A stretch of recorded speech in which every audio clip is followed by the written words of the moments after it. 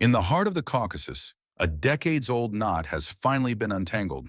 The Nagorno-Karabakh issue became more than a simple territorial dispute between Azerbaijan and Armenia.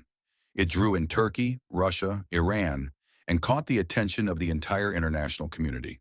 The story begins in 1988 when tensions flared as the Soviet Union weakened.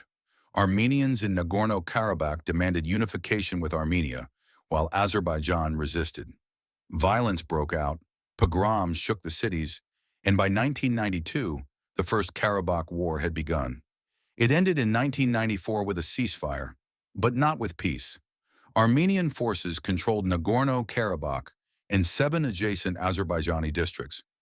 Nearly 20% of Azerbaijan's internationally recognized territory was lost, and hundreds of thousands of Azerbaijanis became displaced. For 26 long years, Karabakh lived in uneasy limbo, a so-called frozen conflict that no one had truly forgotten. Then came 2020. On the morning of September 27th, the volcano erupted again. The 44-day war had begun, and the world was watching. Azerbaijan had prepared for years, investing in technology, training, and modern tactics. The turning point was the use of unmanned aerial vehicles. Turkish-made Bayraktar TB2 drones became the symbol of the war. Every day, new footage appeared online.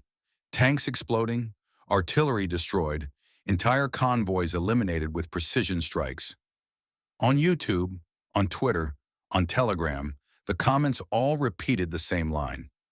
This was the war of drones. Step by step, Azerbaijan advanced.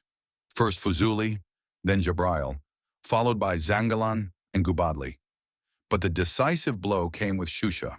Perched on cliffs known as the cultural capital of Karabakh, Shusha was both a fortress and a symbol.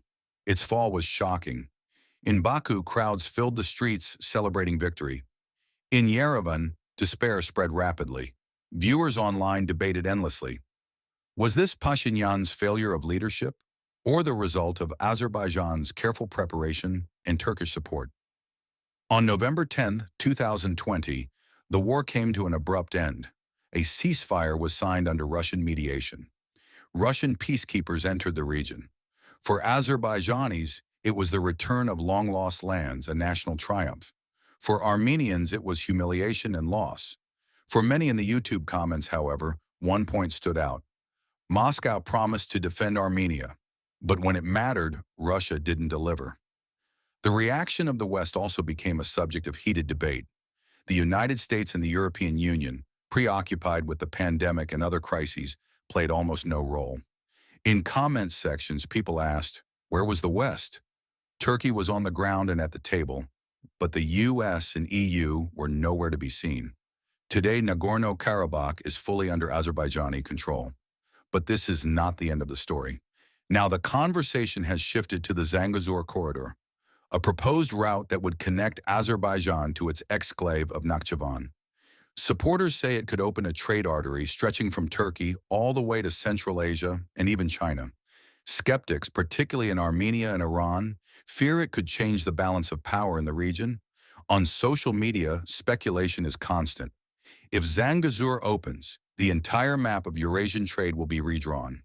So what comes next? For Azerbaijan, the victory is clear: the restoration of territorial integrity after nearly 3 decades. For Armenia, the challenge is rebuilding national confidence after a devastating defeat. For Turkey, it is proof that strong alliances and modern warfare can reshape an entire region. And for Russia, Iran, and the West, it is a reminder that the South Caucasus is no longer a frozen conflict. It is a living, shifting battleground of influence. In the end, Karabakh is more than a patch of land. It is a story of grief, displacement, technological warfare, and shifting alliances. It is also the story of how regional dynamics can be rewritten in just 44 days. And the lingering question, raised again and again in the comment sections of countless videos, remains: will the Caucasus finally see peace, or is this only the calm before another storm? Thank you for listening.